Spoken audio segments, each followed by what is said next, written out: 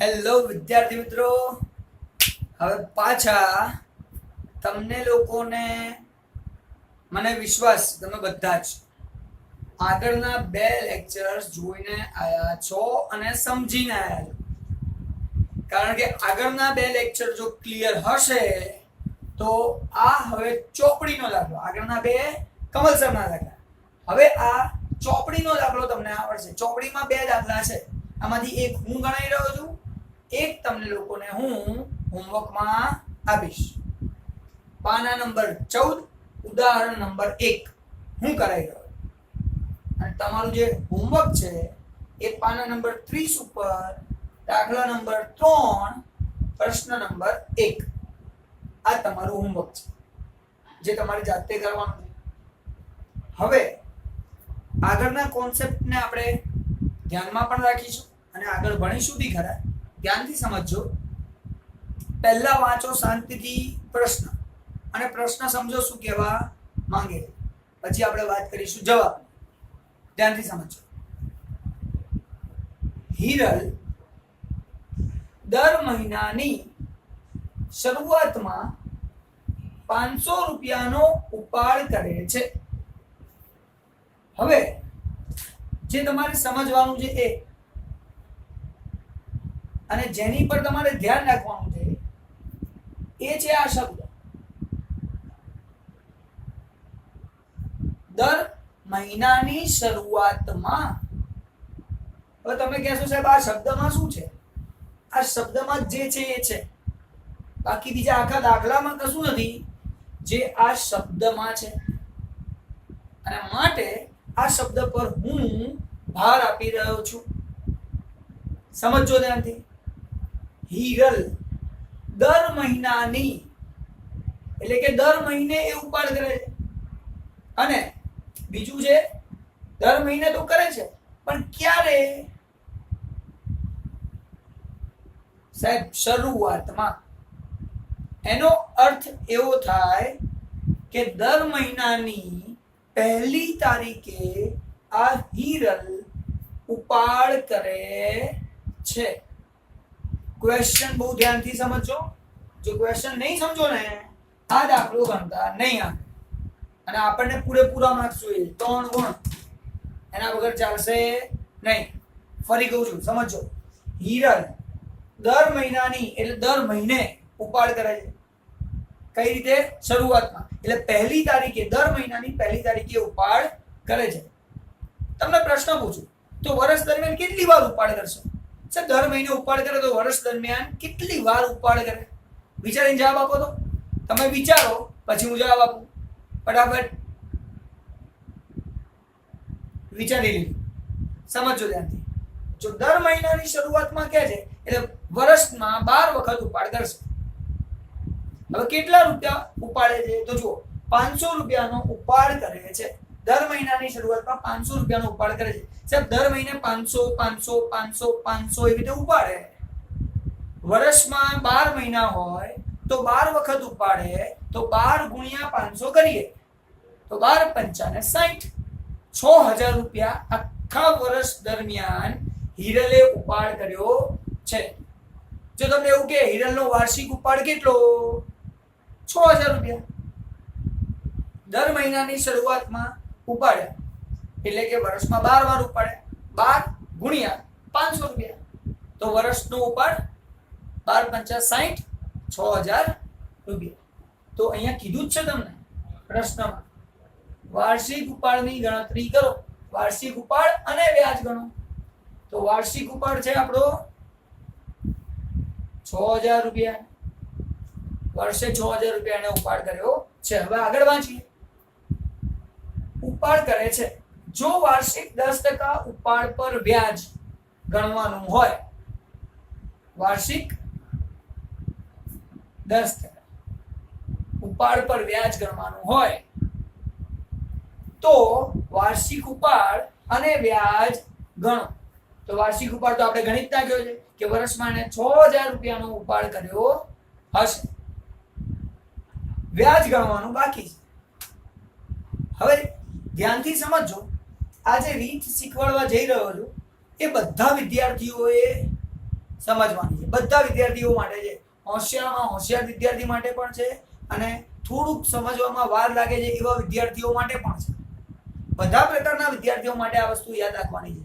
કઈ તો જોવાનું, મહિનાનો ઉપાડની રકમ લખવા, સૂત્ર ધ્યાન રાખવાનું. મહિનાના ઉપાડની રકમ એક તો દર મહિને કીધું છે, તો મહિનાનો ઉપાડ કેટલો કરે છે? સાહેબ 500 રૂપિયા. વર્ષનો ઉપાડ જોવાનો નહીં, વર્ષનો ઉપાડ 6000 રૂપિયા છે. આપણે અહીંયા એક મહિનામાં દર મહિને જે ઉપાડ કરે છે એ રકમ જોવાની છે. તો વાર્ષિક 6000, ધારો કે તમને એવું કે વાર્ષિક 6000 કરે છે તો આપણે ગણી નાખવાનું 6000 ભાગ્યા 12 એટલે એક મહિનાના 500 રૂપિયા થાય. અને પછી એ રકમને તમારે અહીંયા લખવાની. તો જ્યારે પણ દર મહિને ઉપાડ થતો હોય ત્યારે મહિનાનો ઉપાડ અહીંયા લખો, વાર્ષિક ઉપાડ લખવાનો નથી. આ વસ્તુ એટલે કહું છું કે આગળના દાખલા ગણશો એટલે ખબર પડશે સાહેબ આ તો ભૂલ થઈ ગઈ, વાર્ષિક લખી નાખ્યો. એવું થવું જોઈએ નહીં, માટે તમને આ વસ્તુ શીખવાડી રહ્યો છું. સમજ. તો મહિનાનો ઉપાડ, તો મહિનાનો ઉપાડની રકમ છે 500 ગુણ્યા વ્યાજનો દર. હવે તમે કહેશો વ્યાજનો દર, તો વ્યાજનો દર તો આપેલો છે સાહેબ 10%. વ્યાજનો દર 10%, તો ગુણ્યા વ્યાજનો દર કરવાનો. તો જો 500 ગુણ્યા 10%. હવે સૂત્રમાં મેં એક વસ્તુ જોરદાર લખી સાહેબ, 78 મહિના, 72 મહિના, 66 મહિના, 3 મહિના લખ્યા છે. આપણે કયો લેવાનો? ભાગ્યા 12 તો ફિક્સ જ છે. આગળના બે દાખલાઓ આપણે જોઈ ગયા, બંને દાખલામાં તમને ખબર છે અહીંયા ઉપાડની રકમ લખતા હતા, ગુણ્યા વ્યાજનો દર લખતા હતા, ભાગ્યા 12 કરતા હતા. એ તો સરખું જ રહેતું હતું, જે બદલાતું હતું એ ઉપરની રકમ બદલાતી હતી. અહીંયા સાહેબ ઉપર તમે 3 વસ્તુ કેમ લખી છે? તો એનું કારણ છે, 3 રકમ લખવાનું કારણ છે 78, 72 અને 66. તો અહીંયા મેં તમને બીજો રાઉન્ડ કરાવડો. અહીંયા દર મહિનાની શરૂઆતમાં ઉપાડ કરે છે અને એક સરખી રકમ 500 રૂપિયાનો ઉપાડ કરે છે. તો જ્યારે પણ શરૂઆતમાં ઉપાડ કરતો હોય તો અહીંયા મેં લખી 78 ની ઉપર લખીએ શરૂઆત. જો શરૂઆતમાં ઉપાડ કરે તો 78 ભાગ્યા 12 કરવાનું. ફરી કહું છું, જો શરૂઆતમાં ઉપાડ કરે તો 78 ભાગ્યા 12 કરવાનું.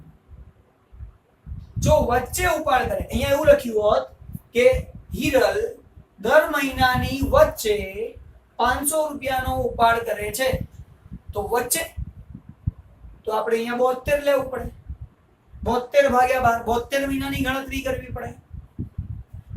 અને જો તમને એવું કે હિરલ દર મહિનાને અંતે 500 રૂપિયાનો ઉપાડ કરે છે, તો જ્યારે તમને એમ કે દર મહિનાને અંતે, તો તમારે લખવાનું 66 ભાગ્યા 12. તો આપણું કામ શું છે? અહીંયા 78 ક્યારે લેવાનું, અહીંયા 72 ક્યારે લેવાનું અને અહીંયા 66 ક્યારે લેવાનું? તો જ્યારે શરૂઆતમાં દર મહિનાની શરૂઆતમાં ઉપાડ કરે છે, જ્યારે એવું કે ત્યારે 78. દર મહિનાની વચ્ચે ઉપાડ કરે છે એવું કે તો 72. દર મહિનાની અંતે ઉપાડ કરે છે એવું કે તો 66. હવે અહીંયા આપણા દાખલામાં એને શું કીધું છે? આપણા દાખલામાં સાહેબ દર મહિનાની શરૂઆત, તો શરૂઆત એટલે આપણે કેટલા લેવાના? 78. તો નીચે હું ગણતરી કરું છું, ધ્યાનથી સમજજો. મહિનાના ઉપાડની રકમ, મહિનાના ઉપાડની રકમ 500 ગુણ્યા વ્યાજનો દર 10%, જે તમને અહીંયા આપેલો છે વાર્ષિક 10% વ્યાજ. તો વ્યાજનો દર 10% ગુણ્યા 78 ભાગ્યા 12. સાહેબ 78 કેમ લીધું છે? આ 78 કેમ લીધું છે? કારણ કે શરૂઆતમાં ઉપાડ છે, શરૂઆતમાં કીધું છે. અંતે કીધું હોત તો 66 ભાગ્યા 12 લેત, વચ્ચે કીધું હોત તો 72 ભાગ્યા 12 લેત. એટલે આ વસ્તુને ખાસ ધ્યાન રાખવાની છે.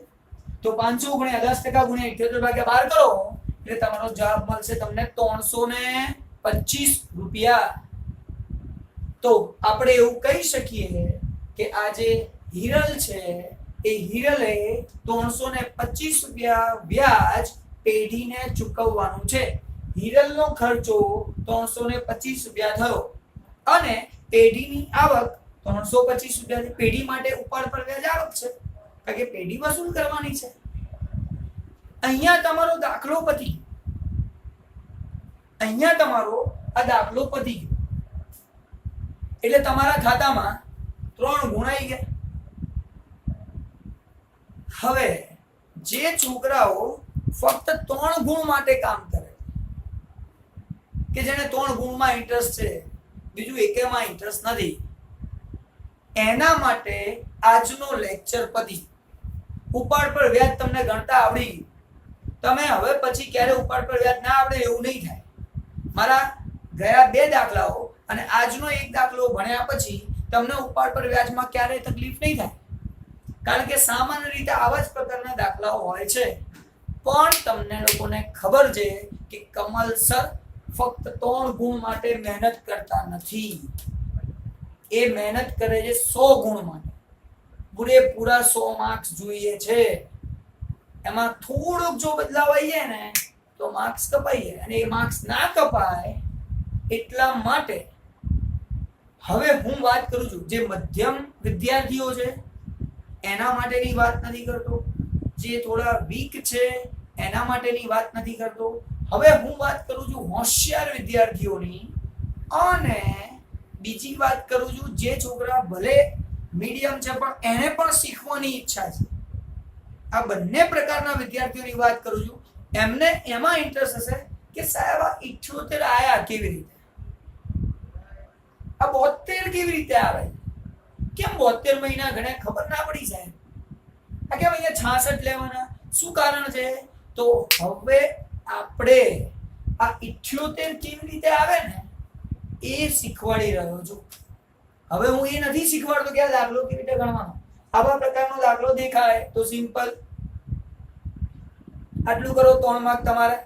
પણ આ 78 કેવી રીતે આયા હવે વાત કરીશ એની. ધ્યાનથી સમજજો, મજા આવશે તમને. આ પહેલા પૂછી નાખીએ શાંતિ.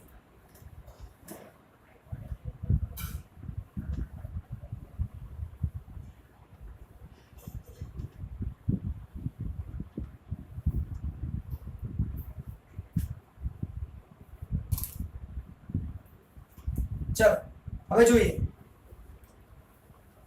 તો તારીખની વાત કરીએ તો અહીંયા કીધું છે દર મહિનાની શરૂઆતમાં ક્યાંય છેલ્લી તારીખ આપી નથી તો માની લે 31 છેલ્લી તારીખ હશે.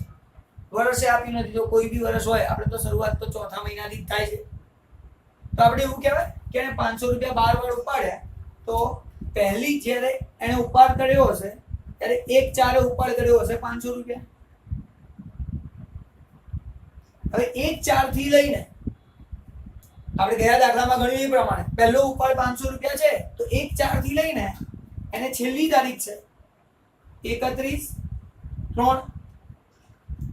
હવે 1/4 થી 31/3 ની ગણતરી કરવી તો 1/4 થી લઈને 31/3 સુધી મહિના ગણો કેટલા થાય તો ચોથો મહિનાની ગણતરી કરશો ને એટલે 4 5 6 7 8 9 10 11 12 1 2 અને 3 12 મહિના થાય.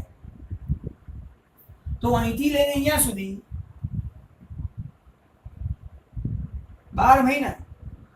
તો આ 500 રૂપિયા જે પહેલી વખત એને ઉપાડ્યા એ 500 રૂપિયા ઉપર 12 મહિનાનું વ્યાજ ગણાય. તો 500 ગુણ્યા 10% ગુણ્યા 12 ભાગ્યા 12. જો આટલું તો સરખું છે 500 10% 12 તો સરખું છે, ખાલી ઉપર જ બદલાય, આ જ રકમ બદલાય જે આપણે ગયા વખતે શીખ્યા છીએ. તો પહેલી વખત જે 500 ઉપાડ્યા એનું 1/4 થી લઈને 31/3 સુધી 12 મહિનાનું વ્યાજ ગણવાનું. તો પહેલી ગણતરી આ થશે. પછી એ દર મહિને એવું કરે છે તો પહેલા 1/4 ઉપાડ્યા પછી એને 1/5 ઉપાડ્યા. તો 1/5 થી લઈને 31/3 સુધી એને ઉપાડ એટલે કેટલા મહિનાનું આપણે વ્યાજ ગણવાનું. તો સાહેબ ચોથો મહિનો તો પતી ગયો, હવે 5મા મહિનાની ગણતરી કરો તો 5મો મહિનો, 6થો મહિનો, 7મો, 8, 9, 10, 11, 12, 1, 2 અને 3. સાહેબ 11 મહિના થયા. તો અહીંથી લઈને અહીંયા સુધી 11 મહિના.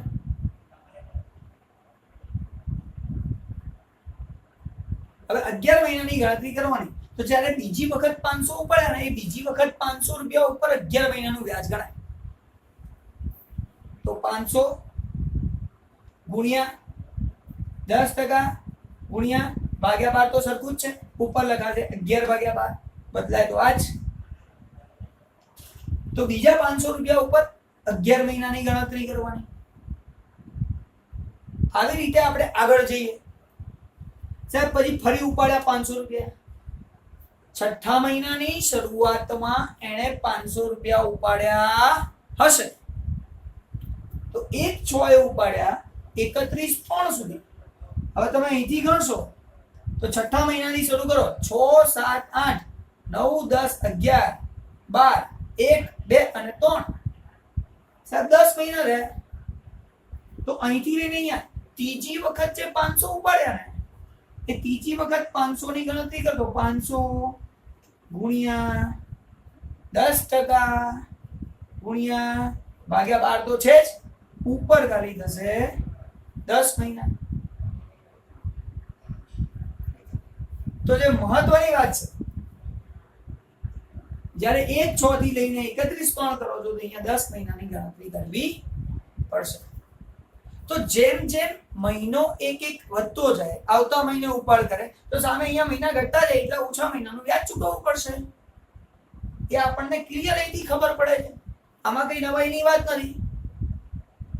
આવી જ રીતે જ્યારે છેલ્લા મહિનામાં ઉપાડ કરશે, છેલ્લા મહિના, તો છેલ્લા મહિનામાં શું થશે? અહીંયા છેલ્લો મહિનો ત્રીજો હશે, 1/3 એ ઉપાડ કરશે. તો 1/3 પહેલી તારીખ, ત્રીજા મહિનાની પહેલી તારીખ, ત્રીજા મહિનાની છેલ્લી તારીખ, તો એક જ મહિનો. સાહેબ છેલ્લે જ્યારે ઉપાડ કરશે ને, તો છેલ્લા 500 રૂપિયા ઉપર 10% રૂપિયા પ્રમાણે એક મહિનાનું વ્યાજ ગણવાનું આવશે. એટલે તમે યાદ કરો મારો ગયા વખતનો દાખલો. ગયા વખતે મેં તમને કીધું કે આ આગળની રકમ જો ના બદલાય, આટલું જો સરખું રહેતું હોય બધામાં, તો આ બધું એક જ વાર લખો. આ બધી વસ્તુ એક વાર લખો. એટલે કે 500 ગુણ્યા 10% ગુણ્યા ભાગ્યા 12, આટલું એક જ વાર લખો. અને આજે ઉપર રકમો આપી છે 12, 11, 10, એ બધાનો સરવાળો કરીને અહીંયા લખો. તો એનો સરવાળો કેટલો થાય? તો એ હવે આપણે કરવા જઈ રહ્યા છીએ. ધ્યાનથી આ વસ્તુને સમજવાનો ટ્રાય કરજો. તો જો 12મો મહિનો, પહેલા 12 મહિનાનું વ્યાજ ગણવાનું હતું. પછી જેમ જેમ ઘટતું ગયું એક એક મહિનો ઓછો થતો ગયો. 11, પછી 10 મહિના, 9, 8, 7, 6, 5, 4, 3, 2 અને જ્યારે છેલ્લે એક ઉપાડ કરશે ત્યારે એક મહિનાના વ્યાજની ગણતરી થશે. જે આપણે અહીંયા છેલ્લે જોયું હતું કે 1/3 ઉપાડ કરે તો 1/3 થી 31/3 એક જ મહિનાનું વ્યાજ ચૂકવવું પડશે. એ છેલ્લા 500 રૂપિયા ઉપર એને એક મહિનાનું વ્યાજ ચૂકવવાનું આવશે. અને આ બધાનો કરવાનો છે સરવાળો. જ્યારે તમે આ બધાનો સરવાળો કરો તો તમારો જવાબ આવશે 78. એટલે તમે યાદ કરો મારી વાતને કે જ્યારે મેં તમને દાખલો ગણાવડાવ્યો હતો ને, ત્યારે મેં લખ્યું હતું 78, 72, 66. શરૂઆતમાં હોય તો 78. જો અહીંયા શરૂઆતમાં હતું, પહેલી તારીખ લીધી એટલે બધામાં આ પ્રમાણે ગણતરી થઈ, એનો સરવાળો થયો 78. તમારી ચોપડીમાં ફક્ત 2 જ આપ્યા છે, શરૂઆત અને અંત.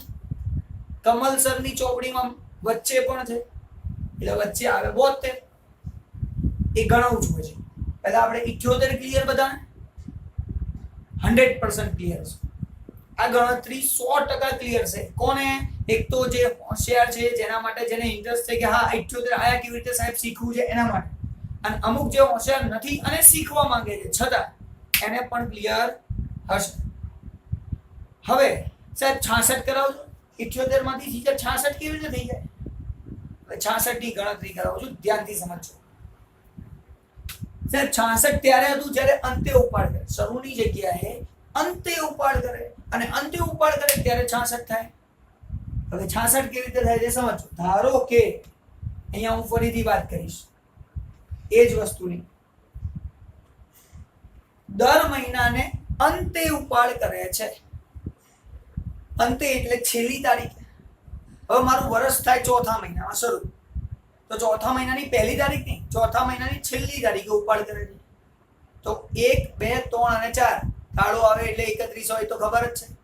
એટલે 31 દિવસ, સોરી કાળો આવે એટલે 30 ચારે આ વ્યક્તિએ ઉપાડ કર્યો છે. 30/4 થી લઈને 31/3 સુધી સાહેબ ગણજો કેટલા મહિના થાય? તો ચોથો મહિનો પતી ગયો. શરૂઆત 5મા મહિનાથી થાય, કારણ કે આ તો ચોથા મહિનાની છેલ્લી તારીખ છે, ચોથો મહિનો ના ગણાય. તો 5, 6, 7, 8, 9, 10, 11, 12, 1, 2 અને 3 ત્રીજા મહિનાની છેલ્લી એટલે ત્રીજો. તો તમે ગણતરી કરશો 4 × 12, 3 × 9, 10 અને 11. તો અહીંયા 11 મહિનાની ગણતરી થાય. તો જે પહેલા 500 રૂપિયા ઉપાડ્યા, જે પહેલા 500 રૂપિયા ઉપાડ્યા 30/4, એ 500 રૂપિયા ઉપર 11 મહિનાનું વ્યાજ ગણવું પડે. તો પહેલા 500 રૂપિયા જે હતા એની પર 11 મહિના. આગળ જઈએ પછી 31/5 ઉપાડશે. હવે બીજો ઉપાડ 31/5, 5મા મહિનામાં પણ છેલ્લે ઉપાડશે, કારણ કે દર મહિનાને અંતેની વાત થાય છે. તો ત્યાં પણ 31/5 ઉપાડશે.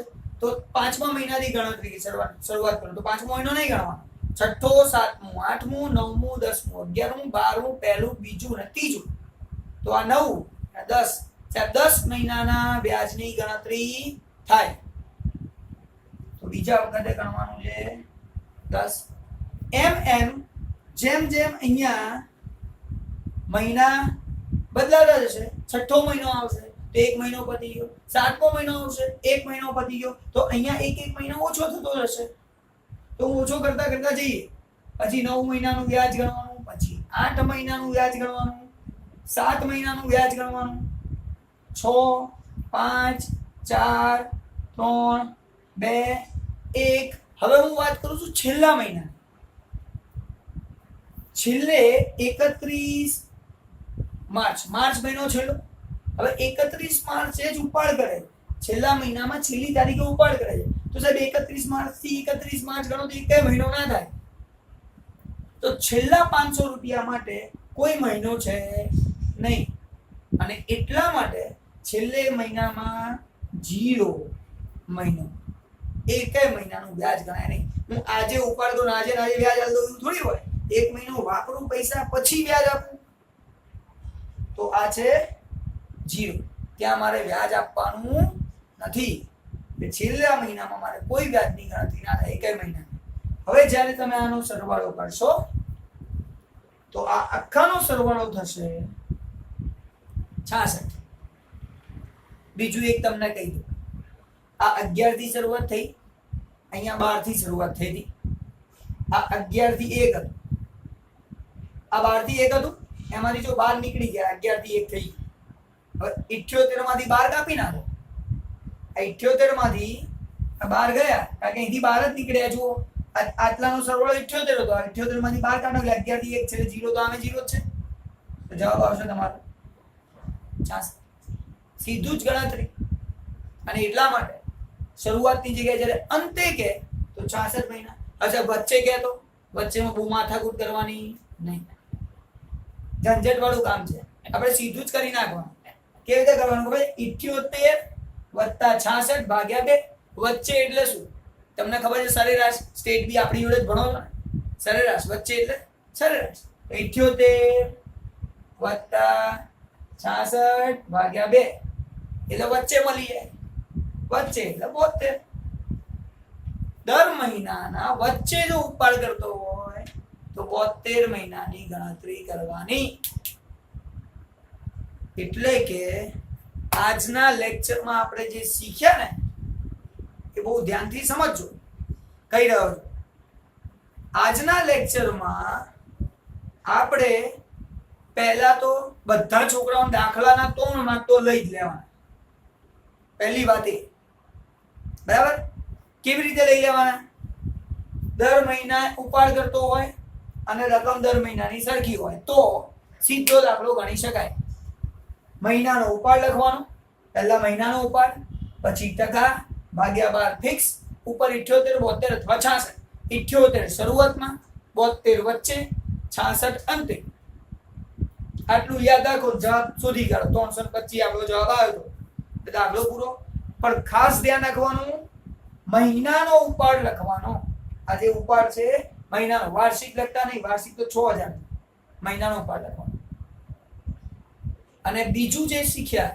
જે 3 ગુણ માટે નથી શીખ્યા અત્યારે કોન્સેપ્ટ ક્લિયર કરવા માટે સારું 78 આવ્યું કેવી રીતે આ રીતે તો આજે આપણે દાખલો પૂરો કરીએ છીએ ને આજે એની સાથે આજે ઉપાડ પર વ્યાજની ગણતરીના દાખલાઓ છે એ પણ પૂરા તો તમારે એક દાખલો મેં ગણાયો ઉદાહરણ 1 પાના નંબર 30 નો ક્વેશ્ચન નંબર 3 નો પહેલો દાખલો તમારે જાતે કરવાનો છે થેન્ક યુ વેરી મચ બીજા લેક્ચરમાં મળીશું નવી રીત સાથે બાય